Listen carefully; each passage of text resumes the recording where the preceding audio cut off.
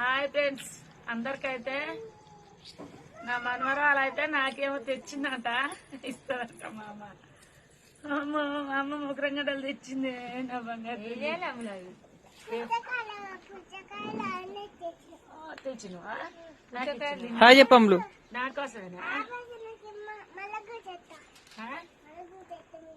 మళ్ళీ తెస్తావా? 2 సార్లు వచ్చాయి. చెప్పు ఫ్రెండ్స్ చెప్పు. మనవరాలు అయితే నాకైతే ముగ్గురంగడలు తెచ్చిచ్చింది. అన్ని అమ్మ గయ్యంది తెచ్చింది, దాచుకొని తెచ్చింది.